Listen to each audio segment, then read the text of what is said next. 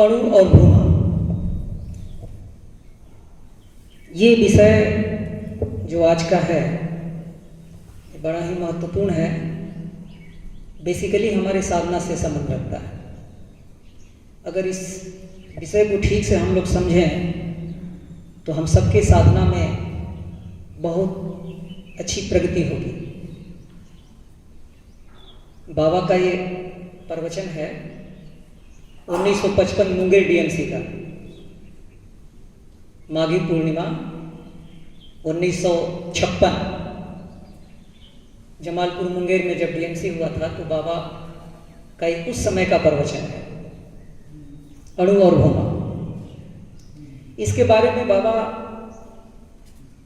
आनंद वचनामृतम सुभाषित संग्रह में और भी बहुत कुछ बोले हैं, लेकिन इस बार का जो स्कूल डिपार्टमेंट ने जो सेमिनार का जो विषय चुना है ये सिर्फ एक ही है, अणु और भूमा। इससे संबंधित और भी सारे चीज़ें कभी आपको मिलेगा, अणु मन भूमा मन, है ना।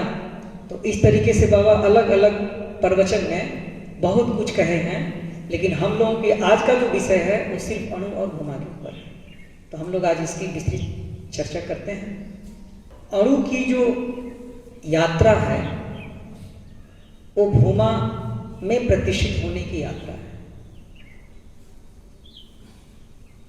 सृजनहार ने जैसा हमें बनाया है, जैसा इस विश्व ब्रह्मांड की रचना की है, वैसे ही ठीक हमें भी बनाया है। ये बात साबित होती है यथा ब्रह्मांडे तथा पिंडे से। जो कुछ इस विश्व ब्रह्मांड में है वो सब कुछ हमारे शरीर में है। समझ रहे हैं ना। तो यह जो पंच महाभूत जो जगत है, इसको समझने के लिए हमारे मन को स्थूल से सूक्ष्म की तरफ जाना होगा, क्योंकि स्थूल चीज से हम उस परम सत्ता को नहीं समझ पाएंगे। जितना हमारा चिंतन अंतर्मुखी होगा, जितना हम ब्रह्म का चिंतन ज्यादा करेंगे, तभी हम उनको समझ पाएंगे कि ब्रह्म है क्या चीज। तो बाबा कहते हैं माइक्रोकॉस्म, क्या बोल रहे हैं बाबा? Microcosm excellency and vastness and microcosm limitations. बाबा कहते हैं कि अणु की क्षुद्रता और भूमा की महत्ता और बृहत, इसके ऊपर बाबा कुछ कहना चाह रहे हैं। अणु का जो संबंध है वो हमारे जीव मन के साथ है। सीधी तरीके से अगर इसको समझा जाए तो जीव मन जो है वो भूमा के बारे में, उसके महत्व के बारे में, उसकी महिमा के बारे में कल्पना कर रहा है। संभव है एक छोटा सा जीव और इतना बड़ा यूनिवर्स हमारे मन के कल्पना के बाहर है। सोच के ही हम पागल हो जाएंगे। एक जीव के लिए इतना आसान है क्या कि उनकी महिमा का वर्णन करें? इसलिए बाबा कहते हैं आनंद वचनामृतम में, असित गिरि संस्यात कज्जलम सिंधु पात्रे सुरतरुवर शाखा लेखनी पत्र मुर्वी लिखती यदि गृहीत्वा शारदा अनंत कालम तदपि तव गुणानुमी संपारम न जाती। बाबा कहते हैं कि जीव परम पुरुष की महिमा का वर्णन कर रहा है, उसके लिए संभव है क्या? तो इस श्लोक के माध्यम से बाबा बता रहे हैं कि ठीक वैसे ही है जैसे उनकी महिमा के बारे में क्या है कि संसार के, इस धरती के जितने नीले पहाड़ हैं, है ना, उसको समुद्र के पानी में घोलकर स्याही बना लिया जाए। ये समझने वाली बात है। इस धरती में जितने नीले पहाड़ हैं सबको समुद्र के पानी में घोल करके, समुद्र अथाह सागर है ना जल का, उसको स्याही बना लिया जाए और इस संसार के जितने तरुवर हैं उसको काट काट करके कलम बना लिया जाए और इतनी बड़ी धरती, ये जो धरती जो पृष्ठ है, इसको कागज बना लिया जाए और ज्ञान की देवी सरस्वती अनंत काल तक उनकी महिमा लिखती रहें तो भी पार नहीं पाएंगी। अब ज्ञान की देवी सरस्वती का मतलब यहाँ क्या हुआ? उनके लिए इस संसार के किसी के भी बारे में वर्णन करना क्या है? ऐसे उसके लिए कुछ भी नहीं है, क्योंकि वो ज्ञान का अथाह सागर है, इसलिए उसको ज्ञान की देवी कहा जाता है। तो बाबा कहते हैं ज्ञान की देवी सरस्वती अनंत काल तक, 1-2 महीना नहीं, 1 साल नहीं, अनंत काल तक उनका वर्णन लिखती रहे तो भी पार नहीं पा सकती है। तो भला जीव एक साधारण, जिसको हम क्षुद्र कह रहे हैं, क्या उसके लिए संभव है कि उनकी महिमा का गुणगान कर पाए? बाबा कहते हैं संभव हो सकता है उसके लिए, अगर जीव 6 काम करे। कितना काम करना है उसको? 6 काम करना है। बाबा कहते हैं वो 6 काम क्या है जी? यदि जीव उस 6 काम को कर ले तो संभव है कि परम पुरुष की महिमा का वर्णन करने में उसके लिए आसानी। अब कितना पार पाएगा वो परमात्मा ही जानते हैं, समझ रहे हैं ना? तो बाबा कहते हैं कि वो 6 काम क्या है? तदेकम जपामः, तदेकम स्मरामः, तदेकम जगत साक्षी रूपम नमामः, तदेकम निधानम भवम बोधिपोतम शरणम व्रजामः। तदेकम निधानम निरालंबमीशम भवम बोधिपोतम शरणम व्रजामः। ये 6 चीज क्या क्या है? तदेकम जपामः, अगर जाप करना है तो परम पुरुष कह रहे हैं कि जाप करना है तो सिर्फ मेरा जाप करो और किसी का नहीं।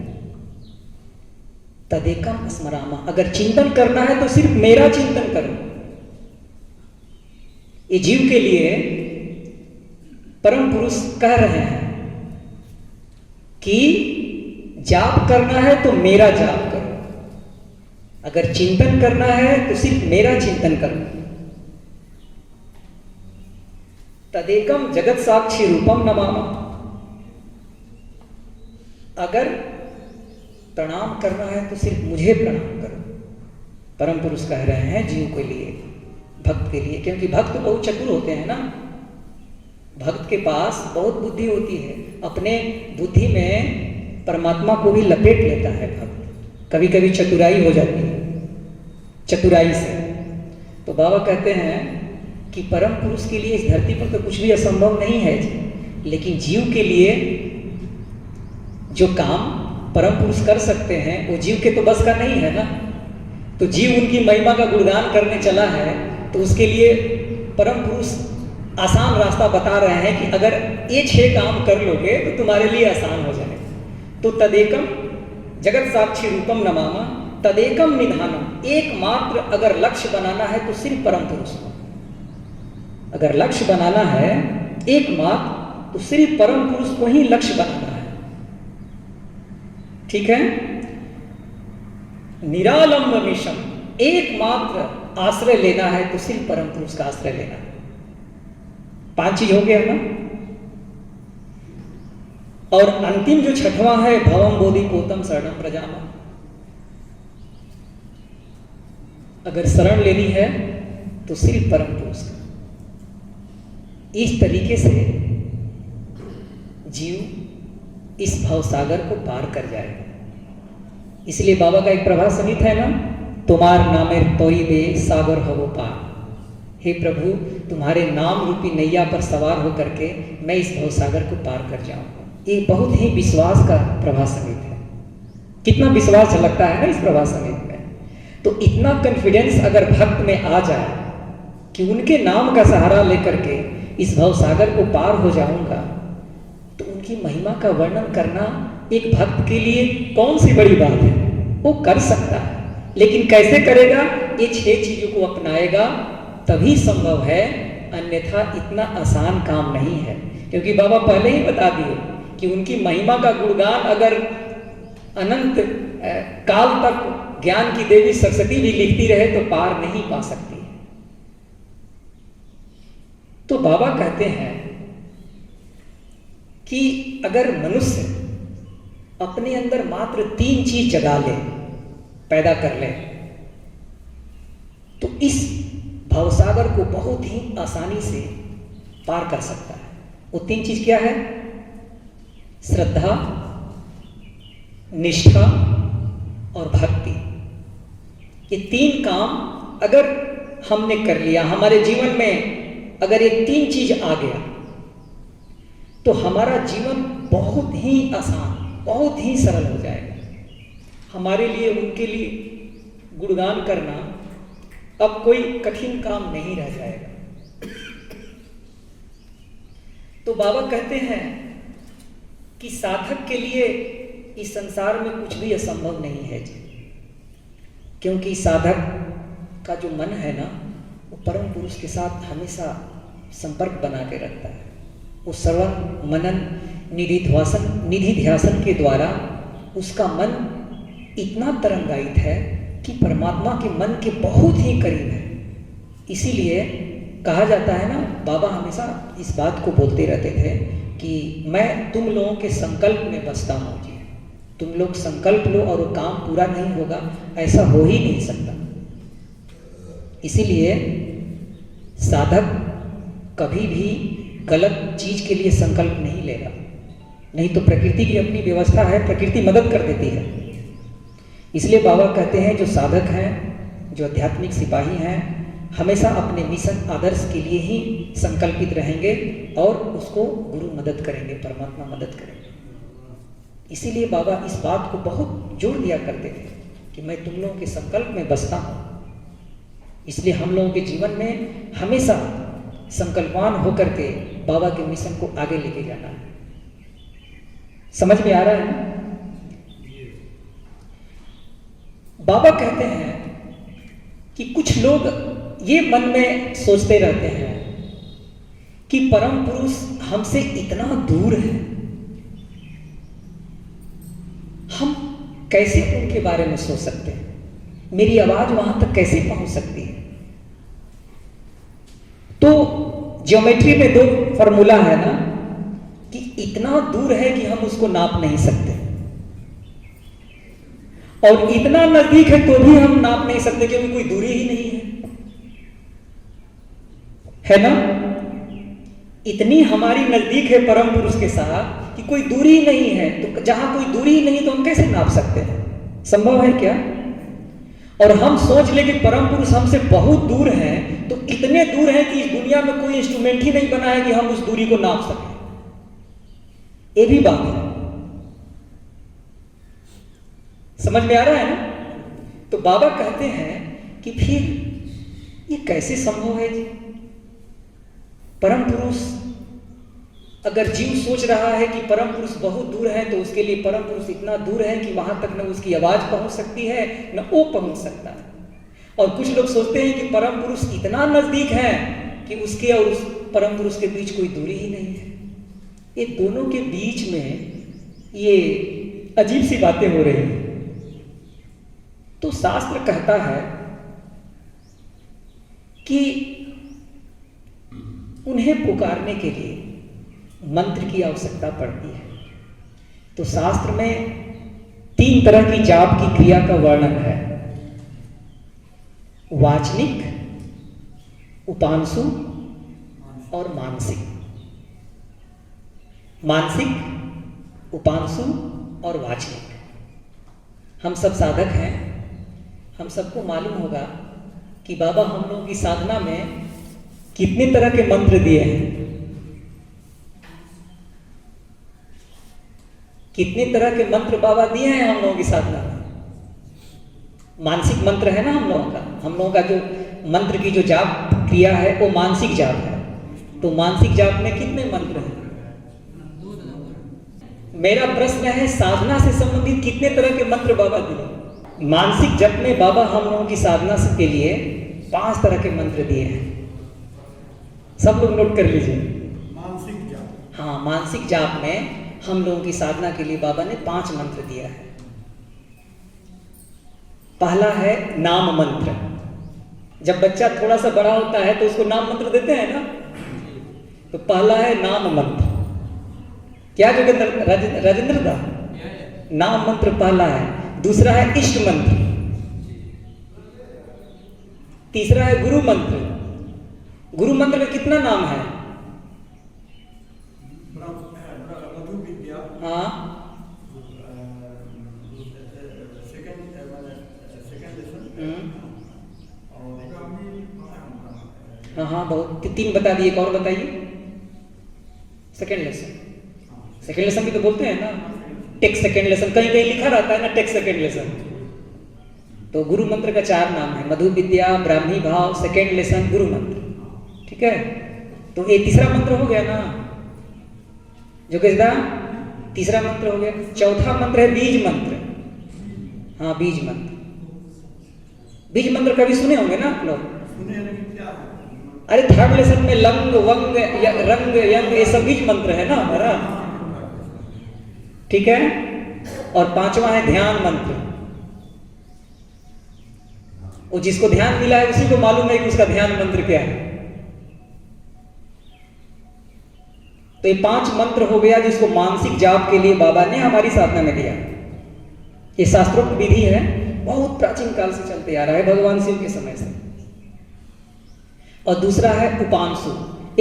हम जब जाप करेंगे तो कोई क्लियर आवाज नहीं निकलेगी, फुसफुसाहट की आवाज आएगी। हम कहीं बैठे हैं और कोई जाप कर रहा है उपांशु मंत्र का, तो लगेगा फुस फुस फुस कर रहा है, क्लियर साउंड नहीं आएगा।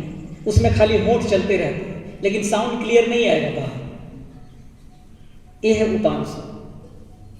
और तीसरा है आनंद मार्ग में उपांशु मंत्र की प्रोविजन नहीं, कहीं नहीं। हाँ, और तीसरा है वाचनी। वो हम लोगों का सिद्ध महामंत्र कीर्तन है, बोल बोल करके। और भी मंत्र है वाचनिक में, साधारण समाज में लोग बोलते हैं ना, ओम आपका ओम मधुआ तारितायते बोलते हैं, ओम भूर्भुवः स्वः तस्वितुर्वरेण्यं भर्गो देवस्य धीमहि धियो यो न प्रचोदयात् बोलते हैं ना। ये सब वाचनिक मंत्र है, बोल बोल करके हम प्रेयर करते हैं परमात्मा के साथ। तो बाबा कहते हैं कि अगर परम पुरुष इतने दूर हैं तो हम उनके वहां तक मेरी आवाज कैसे पहुंच सकती है? संभव है? कैसे संभव है? सिर्फ मानसिक जाप से, सिर्फ उनका चिंतन करके।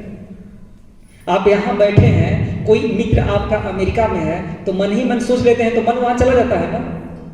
कैसे चला गया? 1 सेकंड भी लगा क्या? तो मन की गति कितनी तेज है। 1 सेकंड भी नहीं लगा, आधा सेकंड भी नहीं लगा, मन में सोचा और वहां पहुंच गया। इतना पावरफुल कोई इंस्ट्रूमेंट है? अमेरिका नहीं, हम देखे रहेंगे तो कैसे? इस यूनिवर्स के अंदर हम कहीं भी जा सकते हैं अपने मन की गति से, इतनी तेज है हमारी मन की गति। बाबा कहते हैं कि मानसिक जाप से ही संभव है कि हम अपनी आवाज को उस परम पुरुष तक पहुंचा सकते हैं, और दूसरा कोई उपाय नहीं। और तीसरी बात है, सिद्ध महामंत्र कीर्तन बाबा ने दिया कि बोल बोल करके ऊंचे स्वर में परमात्मा का गुणगान करेंगे। तो बाबा तो कीर्तन के बारे में बहुत कुछ बोले हैं कि कीर्तन में इतनी शक्ति है कि कीर्तन जहां हमारा भक्त करता है वहां मेरी कैपिटल बन जाती है, वहां डिवाइन कैपिटल बन जाता है ना। ये हमारे सेमिनार का विषय नहीं है, थोड़ा सा मैं संक्षेप में बोल दे रहा हूँ। तो ये जो कीर्तन जो हमारा सिद्ध महामंत्र है ना, इसमें इतना पावर है कि हम कीर्तन के माध्यम से परम पुरुष को अपने पास बुला सकते हैं। तो कीर्तन से परम पुरुष साधक की तरफ बढ़ते हैं, और जो चतुर साधक है परम पुरुष और अपने बीच की दूरी को नजदीक कर पाता है, तो दोनों काम करेंगे, मन से कीर्तन भी करेंगे, मन से साधना भी करेंगे। साधना से भक्त परम पुरुष की तरफ बढ़ते हैं और कीर्तन से परम पुरुष भक्त की तरफ बढ़े चले जाते हैं। तो जो चालाक शिष्य है, साधक है, भक्त है, वो दोनों काम करेगा, साधना भी करेगा और कीर्तन भी करेगा कि दोनों की दूरी बहुत जल्दी कम हो जाए। ठीक है, क्योंकि जीव का जो स्वभाव है वो ब्रह्म की तरफ आकर्षित हो, है ना। बाबा इस सेमिनार विषय के पहले ही लाइन में बोल रहे हैं, जीव का स्वभाव क्या है, वो ब्रह्म की तरफ आकर्षित हो रहा है और ब्रह्म का काम है हर एक जीव को अपने जैसा बनाना।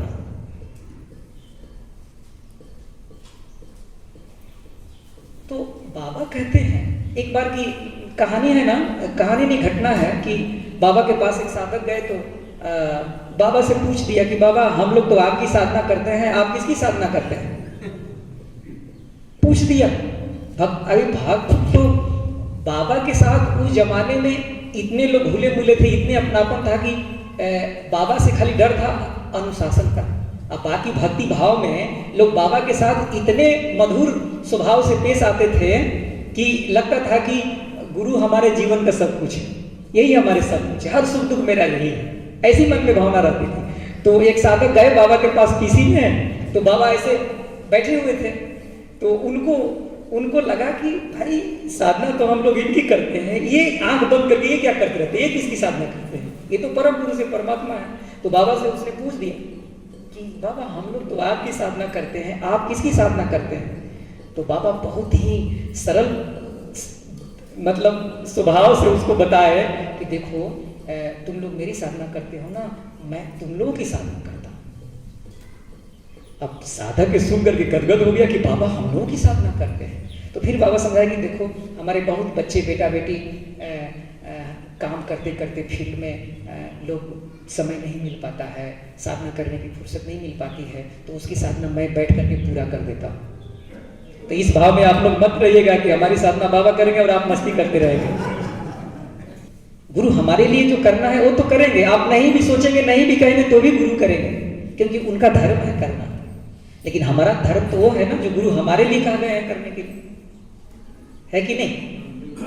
फिर बाबा आगे बोलते हैं कि सहस्त्र शीर्षा सहस्त्र पाद। अगर परम पुरुष के पास स्थूल शरीर, स्थूल मन है ना, स्थूल श्री माथा, ये क्या है इसको समझना है। उनके पास अनंत मस्तिष्क है, सहस्त्र शीर्षा, सहस्त्र मतलब हजार हजार हजार हजार मस्तिष्क है उनके पास। तो सोचिए कि उनके लिए कुछ असंभव है। आप एक बार में एक ही काम सोचते हैं ना, आप खूब अपने मन यहाँ बैठ करके खूब मन ही मन खूब सोचते रहिए, है ना। अभी कोई आकर के बोलेगा पारे दा, आपको उधर कोई दादा बुला रहे हैं, जितना सुने उतना बोलिए, है ना। लेकिन परम पुरुष ये पूरे संसार के प्रत्येक मन को अपने अंदर समाहित किए हुए हैं। आप कुछ भी सोचते हैं उनको हर चीज पता है, आप क्या करते हैं उनको हर चीज पता है, आप क्या खाते हैं मत समझिए कि हम जो खा रहे हैं उनको पता नहीं। सहस्त्र आंखों से वो देख रहे हैं। उनको यात्रा करने के लिए रेलगाड़ी और हवाई जहाज और बस की जरूरत नहीं है, उनके पास सहस्त्र पाद है, सहस्त्र पाद है उनके पास। तो बाबा कहते हैं कि जब उनके लिए कुछ असंभव नहीं है तो जीव तो उन्हीं का अंश है ना। तो जीव के लिए कैसे असंभव हो सकता है कोई चीज? तो बाबा पहले ही बता दिए कि ब्रह्म का जो काम है प्रत्येक जीव को अपने जैसा बनाना है ना। क्योंकि ब्रह्म बृहद है, सिर्फ बृहद ही नहीं है, अपने जैसा प्रत्येक जीव को बृहद बनाने की क्षमता भी रखता है, तभी हम उसको ब्रह्म कहते हैं। सागर देखते हैं, सागर में लाखों करोड़ों नदियों का जल हर रोज जाकर के मिलता है, लेकिन सागर कभी भी अपने तट के मर्यादा का उल्लंघन नहीं करता। सागर से आप कितना भी पानी बाहर निकालेंगे, सागर कोई फर्क पड़ेगा क्या? ऐसा विशाल अनंत उनकी सृष्टि, और उनके बारे में हम कल्पना करने के लिए सोच रहे हैं।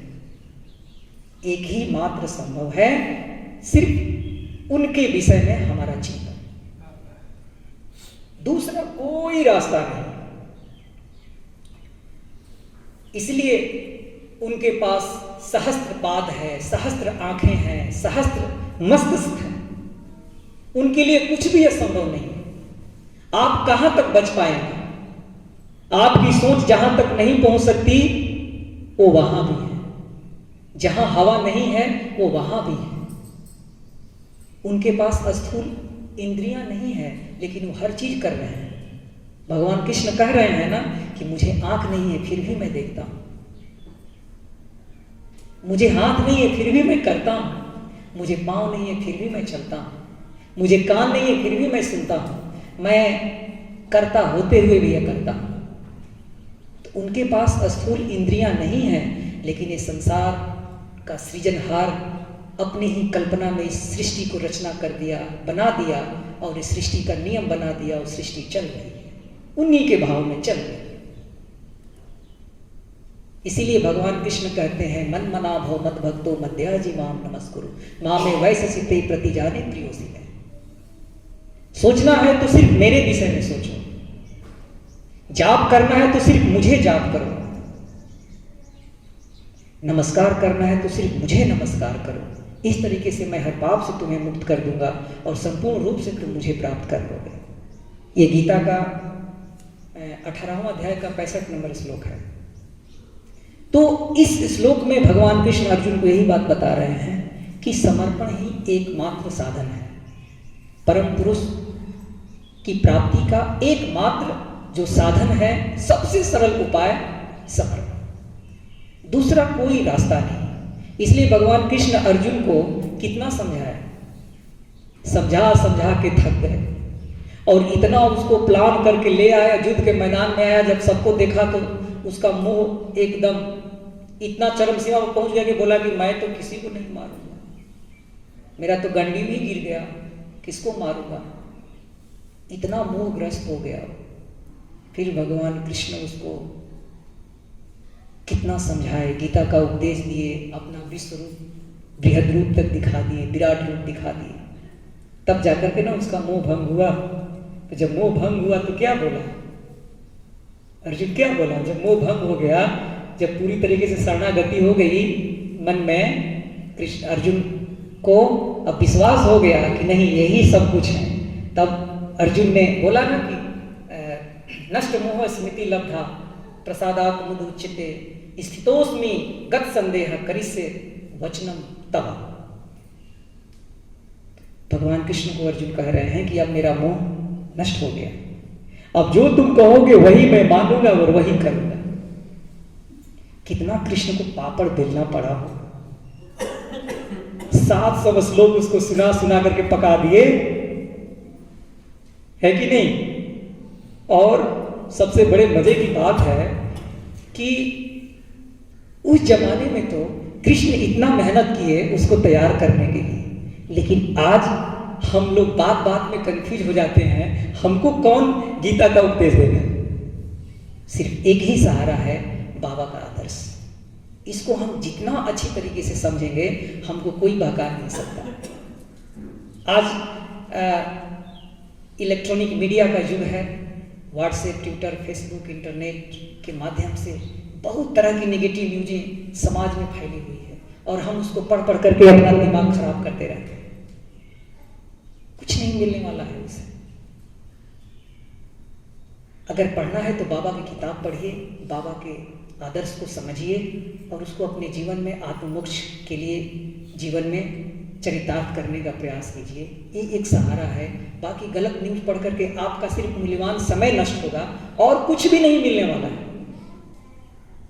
ये काम उन्हीं लोगों का है जिनके जीवन में साधना का भाव है। ये काम ऐसे ही लोगों का है, पूरा फाती तत्व लोगों का, जिसके जीवन में कभी आध्यात्मिकता नहीं रही। वो बड़ी बड़ी बात सुना करके समाज के बीच में एक विषाक्त पैदा करते हैं, जहर घोलते हैं, लोगों की मानसिकता को दूषित करते हैं। इसलिए ऐसे लोगों से हमेशा बचना चाहिए। जो हमारे साधना में सहायक नहीं हो सकता है, जो हमारे आध्यात्मिक जीवन में बाधा पैदा करता है, ऐसे लोगों से हमेशा आप लोग दूर रहिए।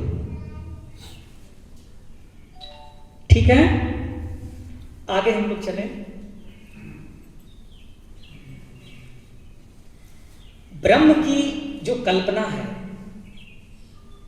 अगर हमारे मन में दो तरह की बीमारी है, इसको दो मानसिक बीमारी कहते हैं, एक हीन मान्यता और दूसरा अहम मान्यता, एक सुप्रीटी कॉम्प्लेक्स और दूसरा इंफीरियरिटी कॉम्प्लेक्स। ये दो तरह की ऐसी मानसिक बीमारी है जिसका आज हर मनुष्य ग्रसित है इससे। ये दोनों बीमारी आपके आध्यात्मिक जीवन को आगे बढ़ने नहीं देती, विकसित नहीं होने देती। इसलिए बाबा कहते हैं कि इस दोनों बीमारी से आपको दूर रहने की जरूरत है। इसका एक ही उपाय है, हम जितना अधिक से अधिक गुरु मंत्र का अभ्यास करेंगे उतना ही आसान होगा हमारे लिए। हीन मान्यता से ग्रसित है, ऐसे लोग कौन हैं? ऐसे लोग आज के समाज में हैं ना, हीन मान्यता से ग्रसित हैं कि भाई मैं तो बहुत गरीब आदमी हूँ, मैं तो पढ़ा लिखा नहीं हूँ, मैं उनके सामने कैसे बात करूँगा। इस तरह की जो साइकोलॉजी है ना, ये मानसिक बीमारी है, आपको कभी भी आगे नहीं बढ़ने देना चाहती है। और अहमान्यता है, सुपीरियरिटी कॉम्प्लेक्स है कि मैं डबल एमए हूँ, मैं पीएचडी हूँ, मैं डॉक्टर हूँ, मैं इंडियन हूँ, मैं साइंटिस्ट हूँ। इस तरह की मानसिकता है, हमारे सामने कोई क्या बात करेगा। ये भी मानसिक बीमारी है, ये मानसिक बीमारी है। इसको कोरा ज्ञान बोलते हैं, कोरा ज्ञान। एक बहुत बढ़िया शिक्षाप्रद पंचतंत्र की कथा है ना, कि एक पंडित जी कथा करके जा रहे थे अपने घर, बीच में नदी थी, तो नाविक को बोले कि भाई हमको नाव से उस पार करा दो। तो नाविक बोला कि हाँ मैं आपसे 5 रुपया लूँगा, उस पार करा दूंगा। तो बैठ गए पंडित जी। अब जिसको ज्ञान होता है वो चुप नहीं रहता है, उसको अंदर से कुरेदती रहती है, वो कुछ कहना चाहता है। तो नाविक को बोला कि अरे तुम गीता का नाम सुने हो? तो बोला हाँ मेरे गांव में गीता नाम की एक लड़की है, उसके बारे में जानता हूँ। बोला अरे गधा बेवकूफ, मैं उस गीता की बात नहीं कर रहा हूँ, उस गीता की बात कर रहा हूँ जो रणभूमि भगवान कृष्ण ने अर्जुन को दिया था। बोला नहीं नहीं मैं तो नहीं जानता। तब उसने कहा कि तब तो तुम्हारी 1/3 जिंदगी बर्बाद हो गई, बीत गई। फिर आगे बढ़ा, पूछा कि तुम रामायण का नाम जानते हो? बोला 21 जानवर का नाम है। बोला अरे गधा, तब तो तुम्हारी आधी जिंदगी खत्म हो गई। तब तक बीच में टापू आया और नाविक ने कहा कि पंडित जी नाव मेरी लचक गई है, जरा सा थोड़े समय के लिए इस टापू पर आप उतर करके खड़े हो जाते तो मैं नाव को सीधा कर लेता, फिर आपको उस पार करा देता। तो पंडित जी उतर गए टापू पे और नाविक तेजी के साथ लेकर के भाग। बोला पंडित जी आपको तैरना आता है? तो बोला नहीं। बोले तब तो आपकी पूरी जिंदगी गई। इसको कोरा ज्ञान बोलते हैं। जो ज्ञान सिर्फ सिद्धांत बन करके रह जाए, हमारे जीवन के व्यवहार में नहीं उतर पाए, उस ज्ञान का हमारे जीवन में कोई मतलब नहीं, कोई मूल्य नहीं है, मूल्यहीन है, जैसे पंडित जी के साथ हो गए। इसलिए बाबा कहते हैं हीन मान्यता और अहमान्यता दोनों से हमको बचना है। और दोनों से बचने का एक ही तरीका बाबा ने कहा, अधिक से अधिक हमें गुरु मंत्र का अभ्यास करना। इस धरती पर बाबा पहले से तारक ब्रह्म के रूप में आए, जिन्होंने हम लोगों की साधना में सिर्फ 2 चीज जोड़ा, बाकी सब साधना भगवान शिव के समय से चलते आ रही है। वो क्या है? साइंस ऑफ गुरु मंत्र और साइंस ऑफ ध्यान। यही 2 चीज बाबा ने नया दिया आनंद मार्ग को। बाकी जितनी भी साधना है वो सब पहले से चलती आ रही है। 3rd लेसन देखिए, आज का नहीं। प्राणायाम की विधि देखी, तत्व धारणा देखी, चक्र शोधन देखी, वो आज का नहीं है। बहुत सारे इस पर मोटी मोटी किताबें लिखी हुई हैं, एक से एक साधक अपनी अनुभूतियां लिखे हुए हैं। ये कोई नया चीज हम नहीं कर रहे हैं। नया चीज यही है कि बाबा ने इसको बहुत तरीके से रिवाइव करके मॉडिफाई कर दिया, अब बहुत आसान बना दिया लेसन में बांट करके, कि हम लोग अपने दैनिक जीवन में बहुत सरलता से इसको कर सकते हैं। इतना आसान कर दिया बाबा ने। तो 2 चीज बाबा हम लोगों के साधना के जीवन में नया चीज दिए, साइंस ऑफ गुरु मंत्र और साइंस ऑफ गुरु ध्यान। ये भगवान शिव के समय नहीं था, भगवान कृष्ण के समय भी नहीं था। बाबा पहली बार आकर की धरती पर इसको रिवाइव करके दिया। समझ गए?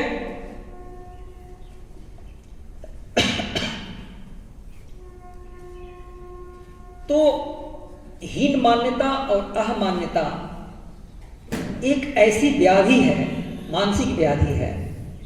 इसको दूर करने का एक और तरीका बाबा बता रहे हैं, अपने सिस्टम में स्ट्रॉन्ग विश्वास, फुल कॉन्फिडेंस। जितना सिस्टम में आप विश्वास रखेंगे, क्योंकि हम लोगों का जो सिस्टम है वो बिलीफ सिस्टम है, फेथ सिस्टम है। विश्वास की इतनी भी कमी आपके मन को कंफ्यूज कर सकता है और आपकी बरसों की साधना, बरसों की भक्ति जिस तरीके से आपने सजा करके रखा है, कम समय में सब तितर बितर हो जाएगा। नाव में एक छोटा सा छेद नाव को डुबा देते हैं। वैसे ही साधक के जीवन में अगर इतना भी संदेह मन में आ गया अपने गुरु और अपने गुरु के सिस्टम के लिए, तो समझिए कि उसके जीवन में बहुत बड़ा क्या हो जाएगा, आप समझ लीजिए। इसलिए बाबा का जो सिस्टम है, बहुत ही उस सिस्टम में स्ट्रॉन्ग विश्वास करके चलने की जरूरत है। और जितना आप विश्वास करेंगे, देखिएगा गुरु की कृपा उतनी ही ज्यादा आपके ऊपर होगी। सिस्टम में कभी भी संदेह करने वाली बात ही नहीं है, क्योंकि संदेह मनुष्य को अपने अस्तित्व से नीचे गिरा देता है। जो हमें करना है वो फिर नहीं कर पाएंगे। भगवान कृष्ण भी बोलते हैं, अगर जिस व्यक्ति को बात बात में संदेह हो, वो कभी मोक्ष का अधिकारी हो ही नहीं सकता। हर बात में जिसको संदेह हो रहा है, और बाबा का जो सिस्टम है उसमें संदेह करने की तो कोई बात ही नहीं। बहुत लोग ऐसे दुनिया में लोग हैं, कमी नहीं है। लोग कहते हैं ना कि हमें साधना पूजा करने की जरूरत नहीं है, झूठ नहीं बोलेंगे और हमारे लिए आध्यात्मिकता की कोई ज़रूरत नहीं है।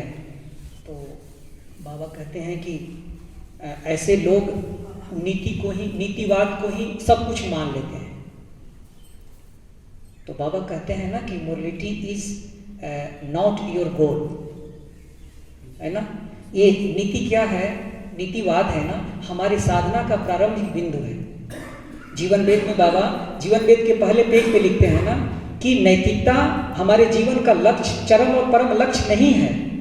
नैतिकता हमारे साधना की आधार भूमि है, पहली सीढ़ी है जिस पर साधक पांव रख करके आध्यात्मिक दुनिया में प्रवेश करता है। तो एक साधक के जीवन में नैतिकवान होना कोई बड़ी बात नहीं है, क्योंकि वो तो यम नियम का पालन करेगा तो वैसे ही नैतिकवान हो जाएगा।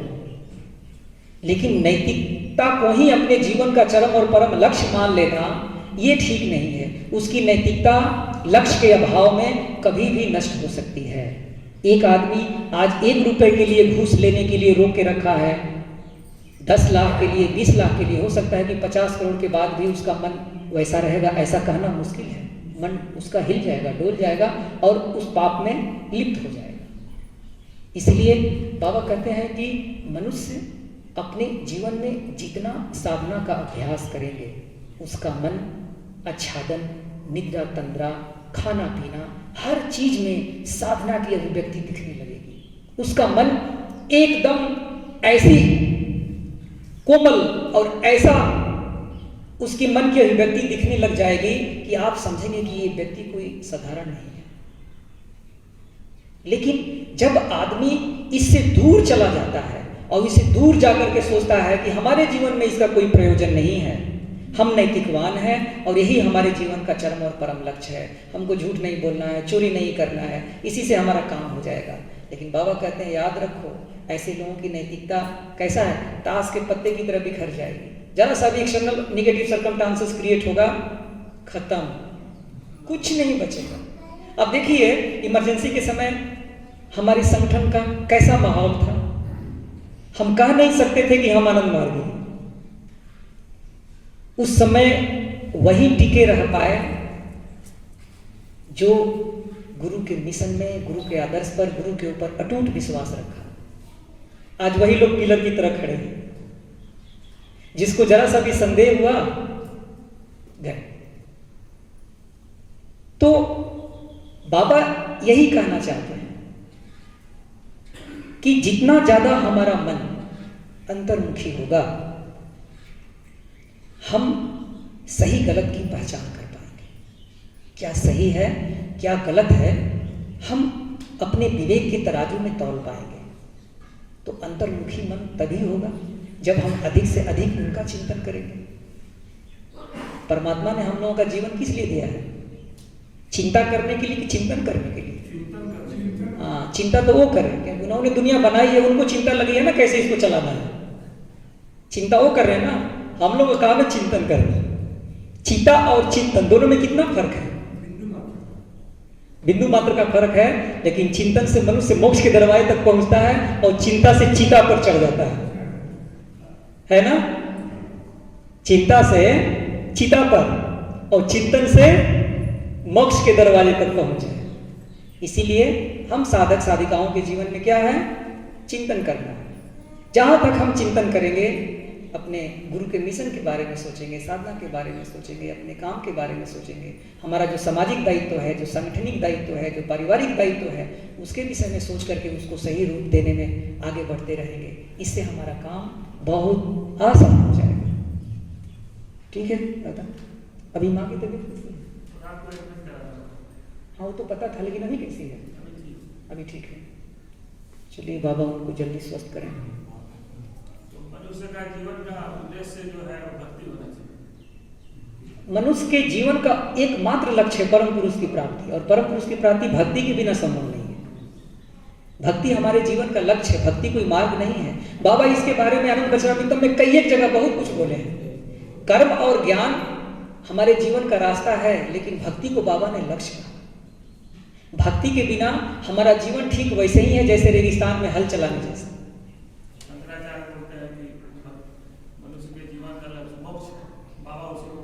बाबा उसी को काटते हैं ना, क्योंकि शंकराचार्य को भी अंत में कहना पड़ा ना, उन्होंने अंत में कह दिया ना कि मोक्ष कारणम समग्रया भक्ति रेव गरियसी। भगवान शंकराचार्य को भी बताना पड़ा ये बात, उनको विश्वास करनी पड़ेगी ज्ञान जीवन का सब कुछ नहीं है, लेकिन ज्ञान जितना जरूरत है उतना तो चर्चा करनी पड़ेगी। सही ज्ञान के अभाव में भी आदमी गलत कर्म पर चला जाता है ना, गलत कर्म का रूप दे देता है। इसलिए हमको क्या करना है ये तो जानना पड़ेगा।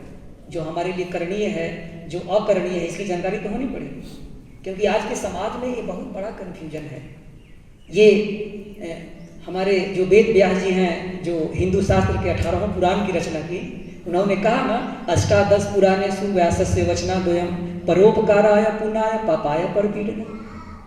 हिंदू शास्त्र के 18वें पुराण में महर्षि वेद व्यास जी कह रहे हैं, अष्ट पुराणे से व्यासस्य वचना द्वयम परोपकाराय पुण्याय पापाय परपीडनम। मतलब दूसरे को कष्ट देना पाप है और अपने को नहीं, और दूसरे को सुख देना पुण्य है। दूसरे को, ये बहुत बड़ा कंफ्यूजन है। इसलिए एक दारू पीता हुआ आदमी आता है बोतल लेकर के, स्वामी जी मैं तो दारू पी रहा हूँ, इसमें दूसरे का तो कोई तकलीफ की बात नहीं, दूसरे को तो कष्ट नहीं दे रहा हूँ, ये तो पाप मैं नहीं कर रहा हूँ, दूसरे का इसमें क्या रहता है? लेकिन पता नहीं है। जब हॉस्पिटल पहुंचता है तो बोतल आके पीता है, बोलती है बोतल की, बता बेटा तू मेरे को पिया कि मैं तेरे को पिया? सिगरेट पीने वाला बोलता है कि मैं तो सिगरेट पी रहा हूं, इसमें दूसरे को क्या बिगड़ता है, दूसरे को क्या तकलीफ हो रही है, मैं तो कोई पाप नहीं कर रहा हूं। लेकिन सिगरेट पी करके जब उसका लंग्स खराब हो जाता है, तब सिगरेट बोलता है तू मेरे को पिया कि मैं तेरे को पिया? तो पाप और पुण्य की जो आज इस पुराणों से, अष्टादश 18वें पुराणों से जो आज एक जो कंट्रोवर्सी क्रिएट करके जो आज समाज में रखा हुआ है, बाबा ने इस कंट्रोवर्सी को हमेशा के लिए खत्म कर दिया। बाबा ने पाप और पुण्य की परिभाषा को सिर्फ एक लाइन में बिल्कुल क्लियर कर दिया, जो करणीय है वही है पुण्य, जो अकरणीय है वही है पाप। एक लाइन। इसलिए हम लोगों के मन में कोई दुविधा की बात ही नहीं। हमारे लिए क्या करना है और क्या नहीं करना है गुरु ने हर चीज बता दी, लेकिन फिर भी हम सिर्फ अपने ऊपर विश्वास न कर करके दूसरे की बात मान करके हम कंफ्यूज होते रहते हैं। उसने ऐसे कह दिया, उसने ऐसे कह दिया। अरे भाई अपनी बात पर तो कायम रहो, जहां परेशानी होती है अपने सीनियर से उसको क्लियर कर। बाबा ने कह दिया है ना कि गलत चीज सोचने से, गलत चीज जानने से अच्छा है कि उसका सही चीज अपने सीनियर से, जो जानकार लोग हैं, उससे समझ लेना चाहिए। ठीक है ना?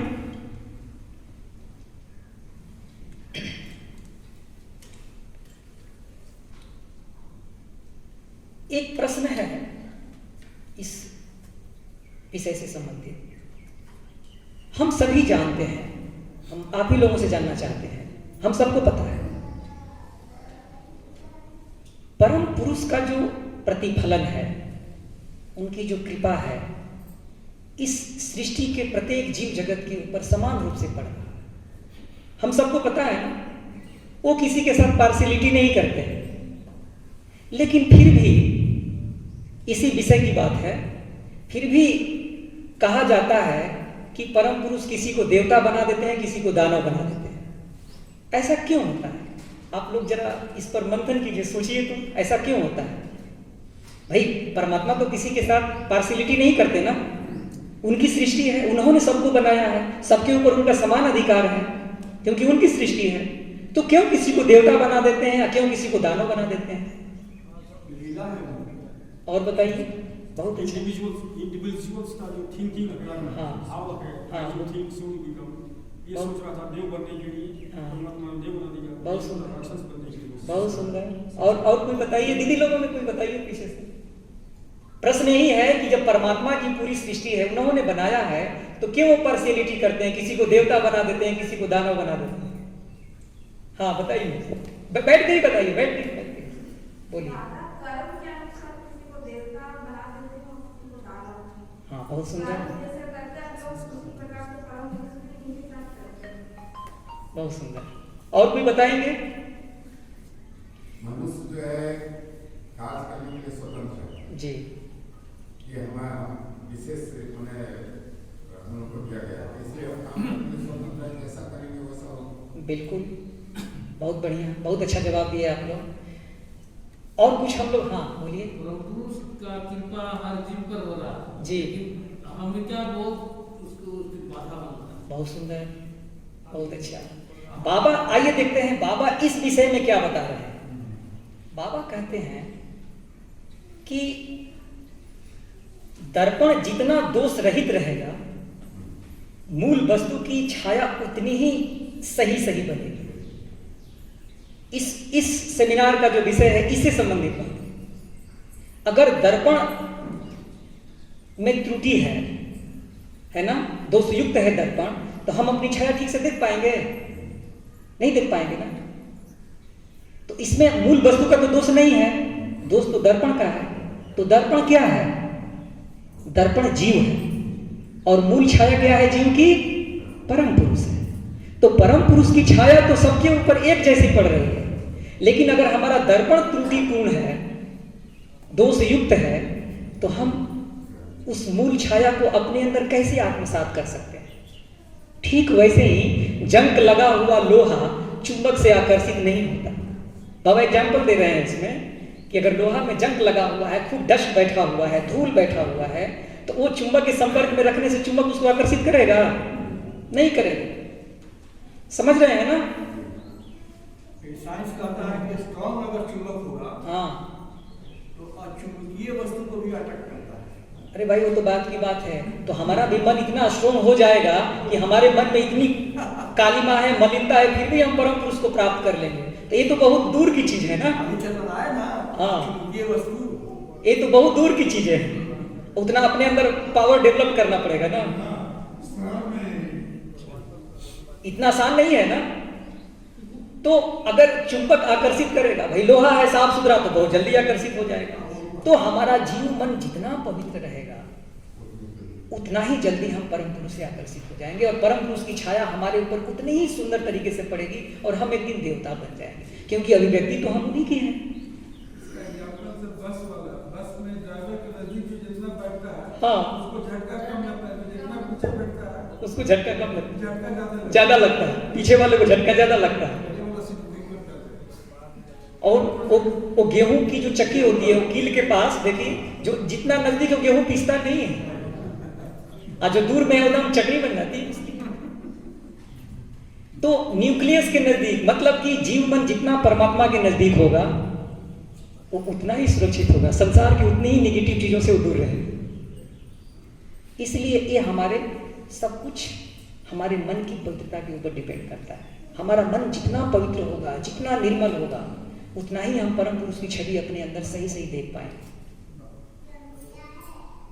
मंदिर बना दिया और उसमें कोई भगवान की मूर्ति नहीं रखा, तो मंदिर का कोई महत्व है? नहीं है ना। खाली साउथ में एक बहुत बड़े सिद्ध पुरुष पैदा हुए, है ना, उनकी फिलॉसफी है वेदांत। रामानुजाचार्य। तो शुरुआत में उन्होंने साउथ में बड़े बड़े मंदिर बनवाए, बड़े बड़े मंदिर, बहुत अनुभवी व्यक्ति थे, साधना में बहुत अच्छी उनकी साधना थी। तो मंदिर बनाए, लेकिन मंदिर में कोई देवी देवता की मूर्ति नहीं रखे, खूब बड़ा बड़ा आईना रख दिए, फेस मिरर रख दिए, बड़ा बड़ा आईना रख दिए। तो जो भी जाता तो पूरा खड़ा खड़ा अपना प्रतिबिंब देखता।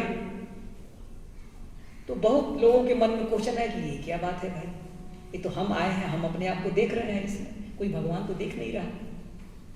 तब उन्होंने कहा कि जो व्यक्ति अपने आप को जितना अच्छी तरीके से जानता है कि वो स्वयं क्या है, कोई दूसरा व्यक्ति उसके बारे में नहीं जान सकता है। इसलिए बाबा कहते हैं कि मनुष्य, तुम अपने मन का श्रेष्ठ विचारक हो, तुमसे अच्छा और कोई नहीं तुम्हारे बारे में समझ सकता है, न जान सकता है। हम क्या हैं ये हम जानते हैं, आप क्या हैं ये आप जानते हैं, दूसरा कोई नहीं जानता है। आप अपने जीवन में क्या क्या किए हैं, शुभ अशुभ, सब कुछ आपको पता है, आपके मन में स्टोर है। इसलिए बाबा कहते हैं कि मनुष्य, तुम अपने मन के श्रेष्ठ विचारक हो, इसलिए अपने मन की मलिनता को दूर करो और साधना में रत रहो। आगे बाबा कहते हैं कि इंद्रियों के माध्यम से, 10 इंद्रियां हैं ना, सर्वे इंद्रियां गुणान्विषम सर्वेंद्रिया पाशपक्षता। तो होता क्या है कि हम अपने इंद्रियों के माध्यम से परम पुरुष तक पहुंचना चाहते हैं। हमारी स्थूल इंद्रियां, इसकी तन्मात्राएं कहां तक हमें मदद करेगी? 5 इंद्रियां में, 10 इंद्रियों में 5 कर्मेंद्रियां और 5 ज्ञान इंद्रियां। तो जो सबसे जो ऊपर की हमारी जो ज्ञान इंद्रियां हैं, क्या है? कान, कर्ण और त्वचा। ये दोनों में सत्वगुण की प्रधानता है। बाबा इसमें लिखते हैं दोनों में सत्वगुण की प्रधानता है, ये सत्वगुण है। 2 इंद्रियां कौन कौन? कर्ण और त्वक। दोनों इंद्रियों का जो तन्मात्रा है वो किसको कैरी करता है? शब्द और स्पर्श। तो शब्द स्पर्श क्या हुआ? सत्वगुणी। ये लिख लीजिए, बड़ी काम का चीज है, ठीक है। और जो नीचे का जो इंद्रियां हैं वो क्या है? जिह्वा और नाक, ये तमोगुणी है। इसके पहले वाला क्वेश्चन मैं लिख दूं? सबसे सूक्ष्म तन्मात्रा क्या है? शब्द है ना? आकाश स्पर्श से भी ज्यादा सूक्ष्म है शब्द, सबसे सूक्ष्म है शब्द, ठीक है। समझ रहे हैं ना दादा लोग? पीछे किसी को दिक्कत तो नहीं हो रही है ना? और इसके जो लास्ट में जो हमारी ज्ञान इंद्रियां हैं वो क्या है? जिह्वा,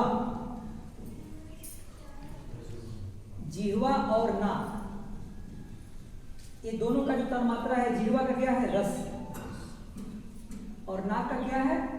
गंध। ये जो दोनों है ना, ये तमोगुणी है, क्लियर। और इस दोनों के बीच में, कर्ण, त्वचा और जिह्वा और नाक के बीच में क्या है? आंख। आंख किस तन्मात्रा को कैरी करता है? रूप। इसको बाबा कहते हैं ये रजोगुणी। आंख क्या है? रजोगुणी। समझिए, सारी आजकल समस्या इस आंख को लेकर के ही है ना? आज के लिए इसलिए बाबा कहते हैं ना कि साधक का काम है अपने इंद्रियों को अपने बस में रख करके चलना। जो साधक अपना इंद्रियों का गुलाम बन जाएगा ना, तो उसकी साधना कहाँ चली जाएगी? उसकी साधना स्थूल भाव में चली जाएगी। चक्षुना संभरो साधु साधु सोते न संभरो, गाय न संभरो साधु साधु बचाए संभरो, काय न संभरो साधु साधु जीवाय संभरो, मनसा संभरो साधु साधु सब्बत संभरो, सब्बत संभरो भिक्षु सब दुख पहुंचते। सभी दुखों का कारण है इंद्रियों का गुलामी। भगवान बुद्ध ने कह दिया कि सभी दुखों का कारण है इंद्रियों की गुलामी। मनुष्य अपने सांसारिक जीवन में, व्यवहारिक जीवन में पूरी जिंदगी इंद्रियों का गुलामी करते रहता है। शब्द, स्पर्श, रूप, रस, गंध के माध्यम से अपने आप को उसी में लिप्त है। कोई अच्छा रूप दिख गया तो उसी का चिंतन करना शुरू कर दिया, कोई अच्छी आवाज कान में आ गई तो उसके बारे में सोचना शुरू कर दिया, किसी ने बहुत बढ़िया खाना खिला दिया, बहुत स्वादिष्ट खाना था, क्या बात है, ऐसा तो खाना जिंदगी में पहली बार खाया। तो इसका मतलब ये नहीं, ज्ञानेंद्रियां हमको मिली हैं इसका सही उपयोग करने के लिए, दुरुपयोग करने के लिए नहीं। आंखें हैं हमको तो देखने के लिए जरूर है, लेकिन क्या देखना है क्या नहीं देखना है हमें तो विचार करना होगा कि कुछ भी देखेंगे ऐसा तो नहीं चलेगा। इसीलिए बाबा कहते हैं थर्ड लेसन से हमारी ज्ञानेंद्रियों पर नियंत्रण होना शुरू हो जाता है। थर्ड लेसन जो साधक जितना ज्यादा करेगा उसकी ज्ञानेंद्रियां उसकी बस में हो जाएगी। तो बाबा कहते हैं कि भगवान बुद्ध की भी बात है कि आंख तो मिली है देखने के लिए, इसका मतलब कि नहीं कि हम स्वतंत्र हैं कुछ भी देखने के लिए। जो हमें देखने लायक चीज है हम वही चीज देखेंगे। कान मिला है सुनने के लिए तो हम कुछ भी सुनेंगे। जैसे आज हम लोग के आमबाग समाज में कुछ भी लोग सुनाते रहता है इंटरनेट के माध्यम से, व्हाट्सएप, ट्विटर, फेसबुक के माध्यम से। अरे भाई आपको विवेक है, आपको विचार करना चाहिए कि हमारे लिए क्या चीज है सुनना और क्या नहीं सुनना, है कि नहीं? आप कुछ भी सुनते रहेंगे। जीभ है खाने के लिए, जीभ है ना खाने के लिए, बोलने के लिए भी, तो आप कुछ भी खाते रहेंगे ऐसा तो नहीं चलेगा, कुछ भी बोलते रहेंगे ऐसा तो नहीं चलेगा। आज क्लेश का सबसे बड़ा कारण जानते हैं क्या है? जीभ। अगर जीभ पर आप नियंत्रण करना सीख लिए ना तो हमको लगता है कि 90% समस्या का समाधान हो जाएगा। गूंगा कोई शत्रु नहीं है ना। देखिए विचार कीजिए, जीभ में हड्डी नहीं है ना, लेकिन अछू की हड्डी तोड़ने की क्षमता है इसके पास।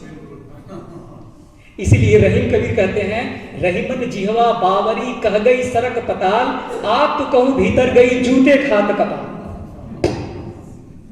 जीभ तो है ना, ये लबर लबर बोल करके अंदर चली जाती है, लेकिन उसका रिएक्शन इसको भोगना पड़ता है। ये बेचारा चुपचाप बर्दाश्त करता है, करेगा क्या पारसदार। इसीलिए जीभ में हड्डी नहीं है, लेकिन अच्छो की हड्डी तोड़ने की क्षमता है इसके पास। इसलिए जीभ मिला है तो इसका हम उपयोग करेंगे, दुरुपयोग नहीं करेंगे। हमको बोलने के लिए है भाई, जहां जरूरत होगा वहां हम बोलेंगे, है कि नहीं? कि हम कुछ भी बोलते रहेंगे, हम किसी को भी इंसल्ट कर देते हैं, किसी के बारे में कुछ भी बोल देते हैं, ऐसा नहीं। हमको विवेक मिला है, हम एक साधक हैं, हमको क्या कहना है बहुत विचार करके हमको बात बोलना है। बाबा ये बात को बोले हैं ना वॉइस ऑफ बाबा में, कुछ भी लिखने कुछ भी बोलने से पहले सोचोगे, क्योंकि याद रखें कि हम साधक हैं। हम लोगों का जो व्यवहारिक जो जीवन है वो समाज के साथ जुड़ा हुआ है। समाज हमें हजारों आंखों से देखता है, हम क्या बोल रहे हैं इसका प्रभाव सबसे ज्यादा समाज के ऊपर पड़ता है। इसलिए इसको कभी मजाक में नहीं लेना चाहिए। हम जो बोलने जा रहे हैं वो कितना प्रभावकारी होगा समाज के ऊपर, इसका विचार आपको होना चाहिए। हम कुछ भी बोलने के लिए स्वतंत्र नहीं है, कुछ भी सुनने के लिए स्वतंत्र नहीं है, कुछ भी देखने के लिए स्वतंत्र नहीं है। आंखें हैं तो देखेंगे, कान है तो सुनेंगे, वातावरण में दुर्गंध है तो ऑटोमेटिक हमारे नाक प्रतीक्षा नहीं करेंगे, ऑटोमेटिक हम उसका गंध दुर्गंध का अनुभव कर ही लेंगे, है कि नहीं? इसीलिए जो सच्चा साधक है, जो मननशील है ना, जो अंतर्मुखी है, वो अपने इंद्रिय शक्ति को हमेशा सदुपयोग करता है और आंतरिक शक्ति को व्यवहारिक जीवन में अच्छे कामों में लगाता है, उसका दुरुपयोग नहीं करता है। और जब इंद्रियों का दुरुपयोग करते करते इंद्रियां शिथिल हो जाती है तब आदमी रुग्ण हो जाता है, इसका शरीर रोग से ग्रसित हो जाता है। न फिर साधना के लायक उसका शरीर रह जाती है, न साधना के लायक उसका मन रह जाता है। क्योंकि जब समय था तो आपने इसका दुरुपयोग किया, और जब इंद्रियां साथ देना बंद कर दिया, जब मन और शरीर दोनों रुग्ण हो गया, तब फिर क्यों आप परेशान हो रहे हैं? एक पंचतंत्र में बहुत बढ़िया कथा है कि एक व्यक्ति था, उसने एक गाय पाला और पहाड़ के ऊपर रहता था। तो बारिश के दिनों में बरसात खूब हुई और खूब हरी हरी घास पहाड़ के ऊपर, और गाय को खूब घास खिलाई और गाय खूब दूध देती है। उसी दूध को बेच करके वो आदमी अपने घर का खर्चा चलता रहा उसका जीवन। धीरे धीरे ठंड का दिन आ गया, चारों तरफ पहाड़ के ऊपर बर्फ जम गए, घास देखने को भी नहीं मिले, और सूखा भूसा गाय को डाले तो सूखा भूसा खाने की आदत नहीं है, और गाय खाए ही नहीं, सूंघे तक नहीं। गाय का स्वास्थ्य धीरे धीरे बिगड़ते गया, वैसे ही बीमार पड़ी कि दूध देना बंद कर दिया। अब उसका जो मालिक था गाय का वो बहुत परेशान हो गया। जो बड़े बड़े वेटनरी डॉक्टर हैं उनके पास गया इलाज के लिए, कोई इलाज नहीं मिला। गाय अब स्थिति ऐसी हो गई कि अब मरे तब मरे, उसकी हालत बहुत गंभीर हो गई। अब बेचारा ये आदमी निराश हो गया। निराश हो गए एक दिन अपने घर के दरवाजे पर बैठा था, कोई एक संत महात्मा रास्ते से जा रहे थे, तो उनको देखते ही उसके मन में एक उम्मीद जगी और सोचा कि शायद इनसे हमारी समस्या का समाधान हो जाए। तो बहुत विनम्र भाव से आकर के रोया और बोला कि मैं बहुत परेशान हूँ। तो संत ने कहा कि क्या समस्या है आपकी? तो अपनी सारी बात बता दी। तो संत ने कहा कि देखो ये कोई बहुत बड़ी बात नहीं है, तुम एक काम करो, अपने गाय के आँख का नाप का एक हरा चश्मा बनाओ और अपने गाय के आँख पर बांध देना और नीचे सूखा भूसा रख देना, तुम्हारा समस्या का समाधान हो जाएगा। वो आदमी गया, दौड़ करके अपने गाय का आँख का नाप लिया, बाजार से एक हरा चश्मा लाया और अपने गाय के आँख पर बांधा और नीचे सूखा भूसा रखा। हरा चश्मा गाय को आँख पर लगते ही वही सूखा भूसा हरी घास नजर आने लगी और गाय खाने लगी। धीरे धीरे उसका स्वास्थ्य सुधर गया, गाय बिल्कुल स्वस्थ हो गई। कहानी तो खत्म, लेकिन इसकी शिक्षा क्या है? हमारी दृष्टि का दोष है। गाय को दृष्टि का ही दोष था। तो किसी ने कहा ना कि जैसी दृष्टि वैसी सृष्टि। आज हर जगह निराशा क्यों है? हमारी दृष्टि ठीक नहीं। इसलिए बाबा ने दृष्टि को ठीक रखने के लिए गुरु मंत्र रूपी चश्मा हम लोगों के आंख पर चढ़ा दिया। यही चश्मा है ना? बाबा ने कहा इसी चश्मे से तुम इस संसार को देखोगे और जगत की सेवा करते रहोगे। तो कोई कला का कारण नहीं, हमारे जीवन में कोई निराशा का कारण नहीं।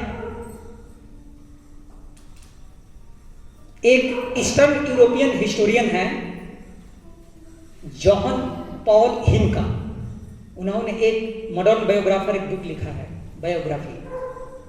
वो बोलते हैं कि मनुष्य ही एक ऐसा जीव है जो रोता हुआ जन्म लेता है, दूसरे की शिकायत करता हुआ जीता है और निराश होकर मर जाता है।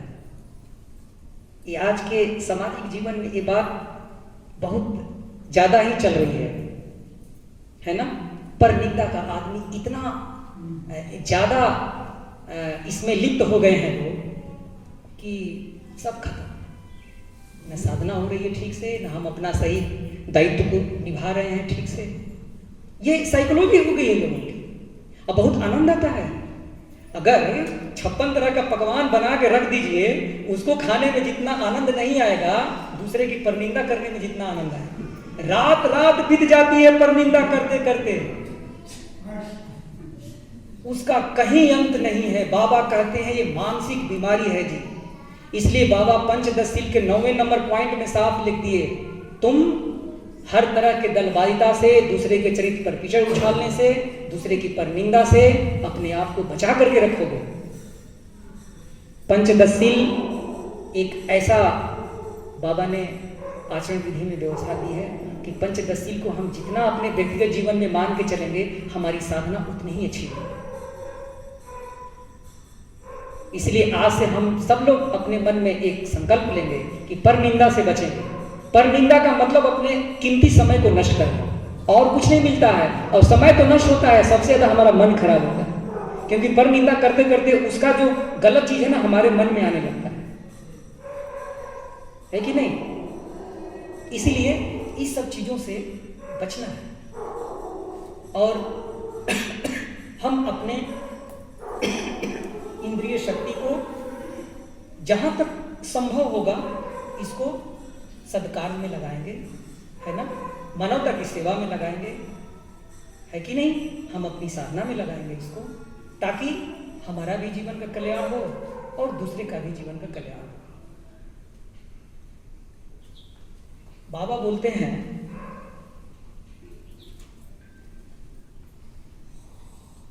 जीव का और ब्रह्म का जो संबंध है कैसा है? ठीक वैसे ही जैसे एक वृक्ष पर दो स्वजातीय पंछी बैठे हुए हैं। बाबा एक संबंध बता रहे हैं, दोनों का संबंध कैसा है, कैसा रिलेशन है ब्रह्म का?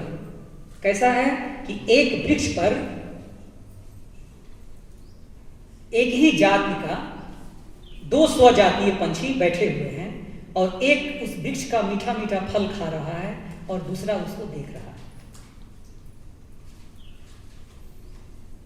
तो हमारा संबंध कैसा है परमात्मा के साथ कि परमात्मा ने इस सृष्टि जगत को बनाया, वो एक साक्षित्व कर रहे हैं, देख रहे हैं सब कुछ, हर चीज का साक्षित्व कर रहे हैं। और हम क्या कर रहे हैं? उनकी बनाए हुए सृष्टि का आनंद ले रहे हैं, मीठे मीठे फल का स्वादन कर रहे हैं। लेकिन वो तो कुछ नहीं कर रहे हैं, कर रहे हैं सब कुछ वही, लेकिन फिर भी अकर्ता बने हुए हैं। क्योंकि अगर वो साक्षित्व नहीं करेंगे तो इस सृष्टि का अस्तित्व ही खत्म हो जाएगा। इसलिए ब्रह्म और जीव का जो बाबा ने बहुत सुंदर संबंध बताया है, कैसा? एक वृक्ष पर 2 स्वजातीय पक्षी बैठे हुए हैं, एक फल खा रहा है और दूसरा उसको देख रहा है। दोनों में लड़ाई नहीं हो रही कि तुम क्यों खा रहे हो, हमको तो तुमने नहीं खिलाया। लेकिन आज अपने अधिकार के लिए तो हम लड़ रहे हैं। कोई व्यक्ति तो अपना अधिकार ले ही लिया है, दूसरे को भी अधिकार को छीनना चाहता है, उसके लिए भी लड़ रहा है। आज की सामाजिक परिवेश ऐसे ही बना हुआ है ना, ज्यादा से ज्यादा land mafia, criminal, anti social, इस तरह के लोग आज के समाज में कैसे पैदा है? तो दूसरे को उसका जो काम है ना, सिर्फ दूसरे को तंग करना, और कोई काम नहीं है, और कुछ नहीं करना चाहता है। उसका एक ही काम है कि लोग परेशान कैसे हैं, उसी में उसको आनंद आता है, मजा आता है। लेकिन ये नहीं जानता है कि हर चीज का अंत होता है। इस धरती पर हर चीज का अंत है, हर चीज कोई भी परमानेंट नहीं है, हर चीज टाइम से आता है, टाइम से चला जाता है। उसके लिए हम लोगों को परेशान होने की जरूरत नहीं, परमात्मा ने व्यवस्था दे दी है। बाबा ने कह दिया, जो चर्याचर सेकंड पार्ट में बाबा लिखे हैं कि जो व्यक्ति सत्य है उसका तनिक भी अहित मत करो। पढ़े हैं सभी लोग, पढ़े हैं।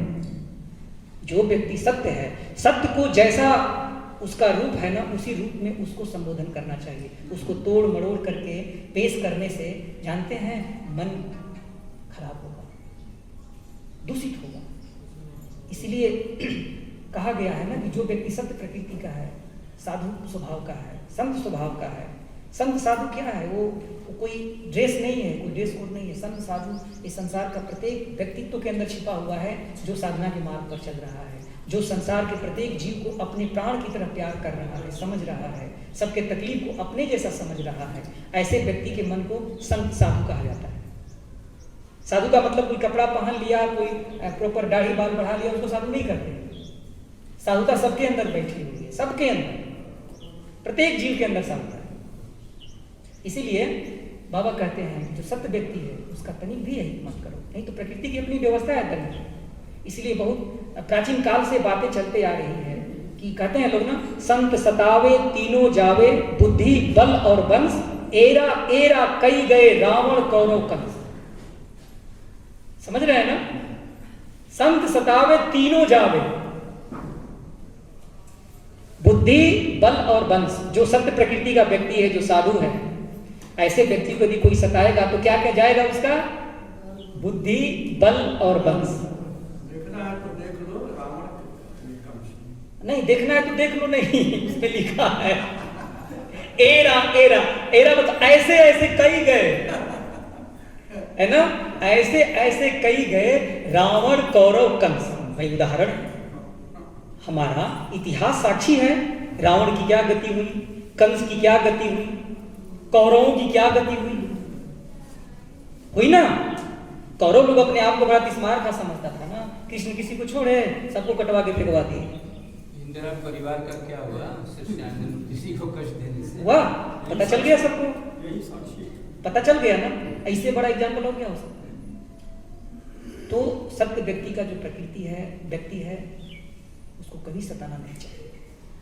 इसलिए इस बात का हमेशा याद रखना चाहिए। जो व्यक्ति साधक है उसको मदद करना चाहिए, जो साधक नहीं है उसको भी सतपथ का निर्देशन करना चाहिए। क्योंकि हमारा धर्म है ना, ये बाबा का निर्देश है, चरम निर्देश है कि दूसरे को सतपथ का निर्देशन करना है।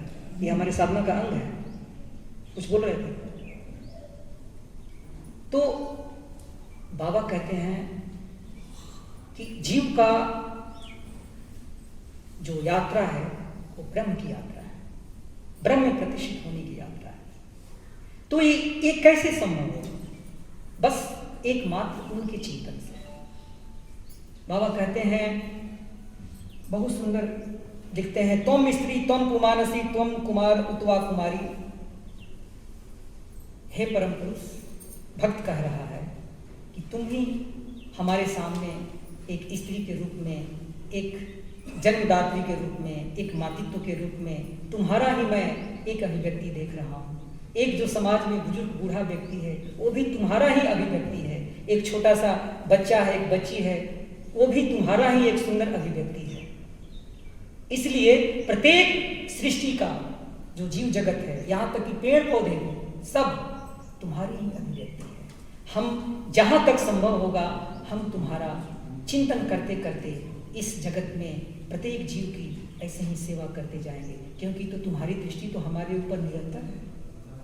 मैं किसी को इग्नोर नहीं कर सकता, बूढ़ा समझ करके उसको हम इंसल्ट नहीं कर सकते। अरे बूढ़ा है, इसका लाइफ खत्म होने वाली है, एक पाँव कब्र में है और कब मर जाएगा कोई भरोसा नहीं है, कभी भी नहीं।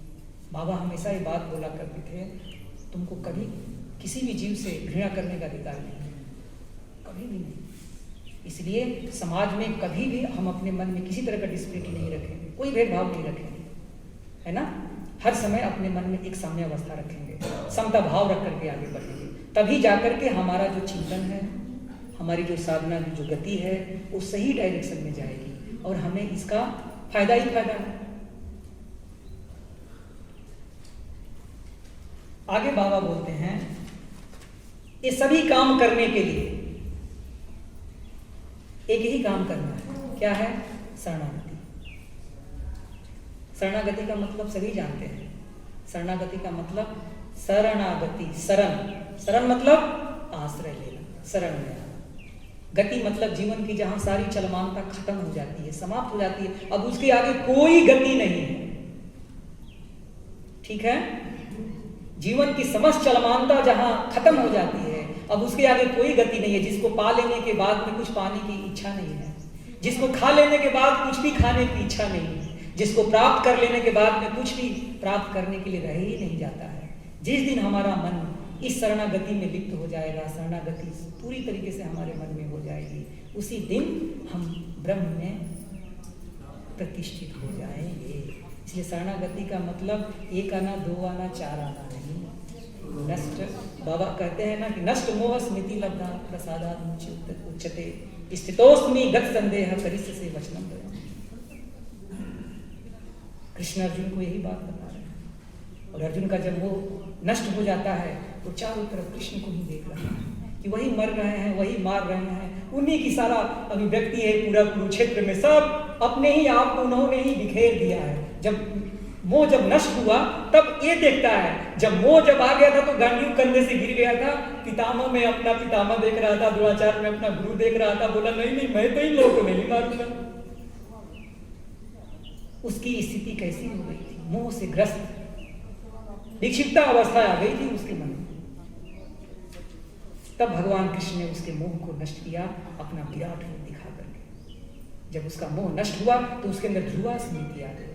ध्रुवा स्मृति का मतलब कि हर समय अपने जीवन के हर एक चीज में, खाते पीते सोते बैठते उठते, हर समय सिर्फ परमात्मा का चिंतन, परमात्मा की ही छवि नजर आ रही है। ये कैसा है? ये हमारे गुरु मंत्र का स्पिरिट है। गुरु मंत्र का यही मतलब है। जिस दिन गुरु मंत्र का स्पिरिट हम समझ जाएंगे, हमारे जीवन में सभी क्लेश से मुक्ति मिल जाएगी, हमारे मन में कोई क्लेश नहीं रह जाएगा, क्योंकि हमें सिर्फ अपनी दृष्टि बदलने की जरूरत है, सही सही शरणागति की जरूरत है।